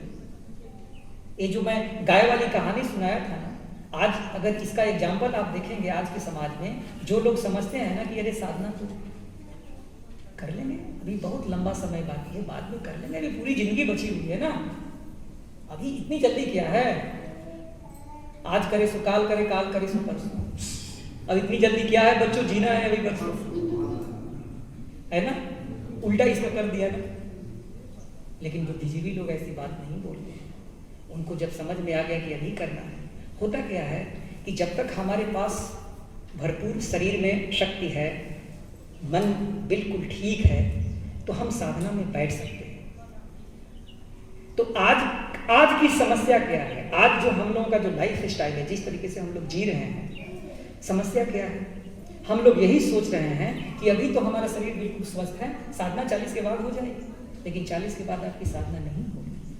जब शरीर आपका ठीक है, बिल्कुल स्वस्थ है, इंद्रियों पर पूरा आपका कमांड है, तो आप साधना में बैठ नहीं पा रहे हैं, क्योंकि मन इतना चंचल है कि संसार का सैर कर रहा है, दुनिया के सुख सुविधा में पड़ा हुआ है, सोचता है कि यही आनंद है, यही सब कुछ है, और अपने इंद्रिय सुख को ऐसा उद्वेलित गति से, अबाध गति से बहा रहा है कि उसका मन और इंद्रिय शक्ति, शरीर की शक्ति नष्ट हो जाती है, और 40 तक आते आते उसका शरीर जब रुग्ण हो जाता है, और जब मन जब तैयार होता है साधना के लायक, तो शरीर रुग्ण हो गया और साधना में बैठना नहीं चाहता है। जब मन जब ठीक था, जब शरीर जब स्वस्थ था, तो मन चंचल था, और जब मन तैयार हुआ साधना के लायक, तो शरीर साथ नहीं दे रहा है। 45-50 के बाद में शरीर में कैसी कैसी बीमारियां आने लगती हैं। ब्लड प्रेशर का पेशेंट हो जाता है आदमी, पाँव में दर्द है तो घुटने में दर्द है तो कमर में दर्द है, ठीक से हम बैठ भी नहीं पाते हैं। तो अपनी दृष्टि को बदलना पड़ेगा। एक बाबा का एक बहुत परम भक्त थे, तो उनके एक मित्र थे, तो मित्र को बोले चलो दीक्षा ले लो ना। तो बोला अरे क्या दीक्षा पड़े रहते हो हमेशा। अरे बाबा चरण इसमें लिखे हैं ना कि नियमित रूप से जो दोनों समय साधना करता है, मृत्यु काल में परम पुरुष की भावना जगेगी। तो इतना जल्दी पहले क्यों ले लेंगे साधना? अभी से साधना सीख लेंगे तो 50 साल जीना, तो 50 साल दोनों समय बैठना पड़ेगा, सुबह शाम सुबह शाम सुबह शाम। अब मरने का समय आएगा, 2 साल रह जाएगा ना, तब साधना सीख लेंगे, 2 साल में मुक्ति तो मिल ही जाएगी, क्योंकि बाबा बोले ही है। अब देखिए कितना बुद्धि लगाता है लोग, बुद्धि लगाता है ना लोग कि भाई मरना है, मरने का समय आएगा, 1-2 साल रह जाएगा, तो बाबा तो बोले ही है कि दोनों समय नियमित रूप से साधना करेगा तो मृत्यु तो होगी, मुक्ति तो मिल ही जाएगी, तो उसका इंतजार कर रहा है। कितना चालाक है लोग। जीवन का कोई भरोसा नहीं है, इसलिए इस दुनिया में कुछ भी परमानेंट नहीं है। जिस समय में हम जहाँ हैं, उस समय को हमें भरपूर उपयोग करना है, वर्तमान में हमें जीना है। इसलिए जहाँ तक हमें मौका मिला है जीवन में बाबा का काम करने का, साधना करने का, अपने सामाजिक और पारिवारिक दायित्व को निभाने का, हम इसमें कभी भी कंजूसी नहीं करेंगे, कभी भी नहीं चुकेंगे, क्योंकि ये मौका सबको नहीं मिलता। हम लोग आज यहाँ उपस्थित हैं, ये बाबा की असीम कृपा है, बाबा की विशेष कृपा है। देखिए यहाँ इतने मार्गी दादा दीदी लोग हैं, लेकिन हम भी लोग यहाँ खाली आकर के सेमिनार कर रहे हैं, ये हमारा सौभाग्य है, और जो नहीं है उनका दुर्भाग्य है।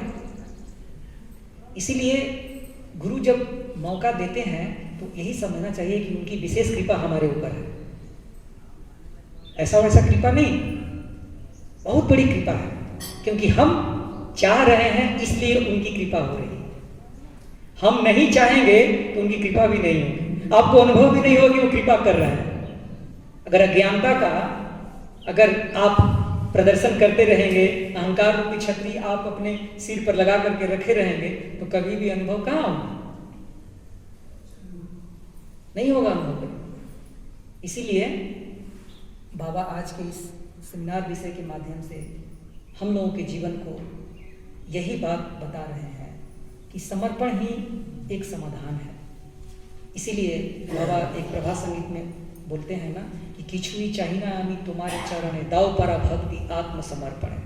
हे प्रभु, कुछ चाहिए तो नहीं, लेकिन अगर तुम्हारी कृपा है, अगर कुछ चाहते ही हो देना, तो अपने चरणों में सिर्फ समर्पण और पराभक्ति दे दो, और कुछ नहीं चाहिए। तो जो चालाक, जो चतुर साधक है, भक्त है ना, वो यही मांगता है कि प्रभु सिर्फ भक्ति दे दो। अगर भक्ति मिल गई तो जीवन का उद्धार हो गया, भक्ति मिल गई तो जीवन में हरियाली आ गई। अगर भक्ति नहीं मिली तो ठीक वैसे ही रेगिस्तान के जैसे हमारा हृदय सूखा हुआ है, जिसमें कभी कोमल कोई घास की पत्ती तक नहीं उग सकती है, आप कितना भी मेहनत करते रहिए। इसीलिए गुरु के लिए अटूट विश्वास, समर्पण जितना रहेगा, आपका मन उनके मिशन में, उनके आदर्श में, काम में हमेशा लगा रहेगा। और देखिएगा कि सबसे बड़ी बात आती है कि आपके अंदर एक अलग ही आनंद की अनुभूति है। एक लगेगा कि इसी धरती पर मैं भार भर करके नहीं, एक स्वर्ग की तरह जीवन बिता रहा हूं, एक ऐसी अनुभूति होगी आपको। तो बाबा की तो कृपा हमेशा होती रहेगी। और ये अपने अपनी सबकी संस्कार, अपने अपने सबकी अनुभूतियाँ हैं। और संस्कार तो तभी खत्म होगा जब आप चाहेंगे। आप नहीं चाहेंगे तो गुरु भी संस्कार नहीं खत्म होने देंगे। आप चाहेंगे, बाबा कहते हैं ना कि संस्कार जब मैच्योर होता है तभी नष्ट होता है। संस्कार जब तक मैच्योर नहीं होगा नष्ट नहीं होता है। इसलिए गुरु को आप गुरु पूजा में जो कुछ देते हैं ना, आज आप नहीं देंगे तो गुरु क्यों लेगा, उसको क्या पड़ेगा? आप नहीं देंगे भाई, अपना रखे रहिए अपने पास। आप देंगे ना तभी गुरु ले सकते हैं। इसलिए बाबा ने प्रत्याहार साधना में सबसे बेस्ट तरीका गुरु पूजा को बताया। इसलिए मन में वो भाव जो आपको साधना मार्ग में आगे बढ़ने में मैंने परेशानियां, रुकावट पैदा कर रही है, उस समस्त भाव को गुरु पूजा में गुरु को समर्पित करते जाइए। सबसे आसान तरीका है प्रत्याहार का। प्रत्याहार आपके जीवन में जितना ज्यादा होगा, आपके जीवन में साधना की उतनी ही प्रगति होती जाएगी। इसीलिए बाबा ने इतना सुंदर तरीके से हमारी साधना को डिजाइन किया हुआ है। अगर प्रत्येक साधक इसको ठीक से समझ करके अपने जीवन के व्यवहार में उतारने लगे तो कोई कला का कारण नहीं है। आज संगठन में जो भी आज तरह तरह की जो बातें हो रही हैं, जो क्लैश चल रहा है, सब क्लैश खत्म हो जाएगा। ये जो सेमिनार का जो टॉपिक है ना, अगर ये हमारे जीवन में उतर गया, इसको हम ठीक तरीके से समझ गए तो सारी समस्या का समाधान हो जाएगा। एक बड़ी पुरानी बात है, आप लोग जानते भी होंगे। मारपा के गुरु कौन थे?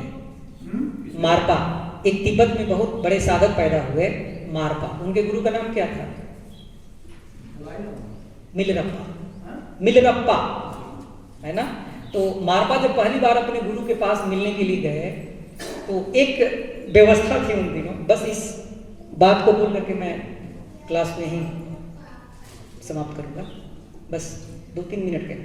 तो उसने क्या किया, जब भी कोई शिष्य गुरु से मिलने जाते थे तो उन दिनों एक ट्रेडिशन था, एक व्यवस्था थी कि गुरु जहाँ बैठे थे तो शिष्य उसका पहले आकर के 7 चक्कर मारता था। 7 बार घूम करके उसको चक्कर मारता, घूमता, और फिर 7 बार झुक करके उसको प्रणाम करता और किसी कोने में बैठता। और गुरु जब कुछ कहते पूछने के लिए तब शिष्य शिष्टापूर्वक कुछ पूछता। एक व्यवस्था थी, कोई भी शिष्य जाता अपने गुरु से मिलने के लिए तो इतना करना पड़ता था। तो मारपा जब पहली दफा अपने गुरु के पास गया तो देख रहा है कि सब लोग उसका चक्कर मार रहा है, कोई झुक करके प्रणाम कर रहा है। तो इसने ऐसा कुछ भी नहीं किया, गया और सीधे गुरु का गर्दन पकड़ लिया, सीधे गुरु का गर्दन पकड़ लिया, बोला बोलो क्या बोलना चाहते हो, जल्दी बोलो, टाइम नहीं। अब उसका गुरु तो बोले कैसा पागल का आदमी है। बोला कि कैसे आदमी, गुरु के पास आए हो, इतनी भी शिष्टाचार भूल गए कि गुरु के पास आते हैं तो पहले 7 चक्कर लगाते हैं, 7 बार झुक के प्रणाम करने पड़ते हैं, ये सब तुम भूल गए। तो मारपा कहते हैं कि ये सब करने के लिए मेरे हाथ में टाइम नहीं है। अगर मान लो मैं आपको 7 चक्कर लगाने में और 7 बार झुक के प्रणाम करने में इसी बीच हमारी मृत्यु हो गई तो इसकी गारंटी कौन लेगा? अगर इसकी गारंटी आप लेने के लिए तैयार हो तो मैं तेरे को 7 क्या, मैं पूरी जिंदगी चक्कर मारते रहूंगा। तब उसके गुरु बोले कि मैं समझ गया कि तुम पहले ऐसे व्यक्ति हो कि तुम में अकल है, क्योंकि ये मैं चक्कर उन्हीं लोगों को लगाने के लिए छोड़ रखा है जो हमें चक्कर लगाते रहते हैं। अब देखते हैं चक्कर लोग आज की दुनिया मार रहे हैं ना, कभी बद्रीनाथ गया, कभी वैष्णो देवी गया, कभी अमरनाथ गया, कभी गंगा सागर गया, वो चक्कर मार रहा है, तीर्थ कर रहा है, सोचता है कि सब कुछ इसी से मिल गया और अंत में निराश होकर मर जाता है। होता है ना, चक्कर मार रहा है। दूसरा कोई कह दिया कि अरे वहां जाओगे ना तो भगवान मिल जाएंगे, उसने कह दिया, उसने मान लिया, वहां चला गया बेवकूफ, समय निकल गया। तब गुरु कहते हैं कि मारपा अब मेरा गला छोड़ो, तुम पहले ऐसे व्यक्ति हो जिसको अनुभव खींच करके यहाँ लाई है, चलो मैं तुमको आज को सिखाता हूँ। मारपा की जब दीक्षा होती है तो वही मारपा अपने आध्यात्मिक जीवन की बात को लिखते हुए उन्होंने बहुत सुंदर एक प्रसंग लिखा है कि मनुष्य आज सिर्फ एक दूसरे की बात को मान करके अपने जीवन में सिर्फ उसका अनुसरण करना सीख लिया है, उसके जीवन का अपना व्यक्तिगत कोई अनुभव नहीं है। इसलिए ऐसा व्यक्ति हर पल धोखा खाता है। बाबा भी पूरी जिंदगी ये बात कहते रहे, जब तक तुम साधना के अग्नि में अपने आप को नहीं तपाओगे तब तक तुम्हारे जीवन में अपना कोई अनुभव नहीं होने वाला है। दूसरे की बात सुनकर, किताब पढ़ करके कभी समाधि की प्राप्ति नहीं होती है। अगर समाधि की प्राप्ति हो जाती, आदमी समाधिष्ट होने लगता, तो इस धरती पर अनेकों दर्शन आए, अनेक साधक साधिकाओं ने अपनी अनुभूतियां लिखी हैं, उसको पढ़ करके ही हमारा काम हो जाता। फिर बाबा क्यों बोले कि दोनों समय नियमित साधना करोगे या नियम का पालन करोगे? इसलिए मारपा कहते हैं कि जब तक मनुष्य अपने जीवन को दग्धबीज नहीं बनाएगा, मन को दग्धबीज नहीं बनाएगा, साधना के अग्नि में अपने मन को नहीं जलाएगा, नहीं तपाएगा, तब तक उसके जीवन में अपना कोई अनुभूति नहीं होने वाला। जितने भी महान पुरुष इस धरती पर आए, जिन्होंने कुछ कहा, वो सब उनके जीवन की अपनी अनुभूति थी। वो किसी की बात को सुनकर के कुछ नहीं कह गए। संत कबीर को लीजिए, वो किसी की बात को सुनकर के, किताब को पढ़ करके वो कुछ बात नहीं कहे, उनके जीवन की अपनी अनुभूति थी। तब जाकर के आज पूरी दुनिया उनको कैसी मानती है। रामकृष्ण परमहंस को ले लीजिए, भगवान बुद्ध को ले लीजिए, ऐसे कितने उदाहरण हैं जो इस धरती पर आकर के महान पुरुष लोग दे करके गए हैं। तो हम लोगों के जीवन में बाबा ने इतनी सुंदर साधना की व्यवस्था दी, उसको हम लोगों को करना पड़ेगा। सिर्फ सुनने से काम नहीं चलेगा। अच्छी अच्छी बात हम सेमिनार में सुना दिया, अब एक कान से सुने दूसरे कान से निकल गया, जा करके वही आपकी दिनचर्या, वही समाज, वही परिवार, बस वैसे ही कला, वैसे ही जीना है। ऐसे नहीं चलेगा। धर्माचरण करनी है हमें, अपने जीवन में उसको उतारना है, उसको व्यवहारिक रूप देना है। यही हमारी साधना है। और जितनी अच्छी आपकी साधना होगी, आपका जीवन उतना ही अनुशासित होगा, आपका जीवन उतना ही व्यवहारिक होगा। बाबा ये बात बिल्कुल एकदम खुले कंठ से कह गए कि मनुष्य के जीवन में जितना तंत्र का अभ्यास ज्यादा होगा, उसका जीवन उतना ही अनुशासित और व्यवहारिक होता जाएगा। आज इसका समाज में अभाव देखने को मिलता है, जिसका रिजल्ट, जिसका परिणाम आप खुद ही देख रहे हैं। इसीलिए असामाजिक तत्वों से हमें बचना है, जो कुरूपाती तत्व हैं ऐसे लोगों से बचना है, अपनी संगति ठीक करनी है, बाबा के मिशन को समझना है, आदर्श को समझना है, अपनी साधना में टाइम देनी है, और हम लोगों का जीवन ऐसे ही आगे बढ़ता जाएगा और बाबा का मिशन आगे चलता जाएगा। आज का क्लास का यही सार था। और कल का जो क्लास है 10 से 12 के बीच का अंतिम क्लास है, शिव की शिक्षा, शिवोक्ति के ऊपर। तो ठीक है राजेंद्र, तो आज इतना ही। अभी हम लोग व्यापक शौच करके फिर कलेक्टिव साधना करेंगे, भोजन के बाद फिर हम लोग क्लास।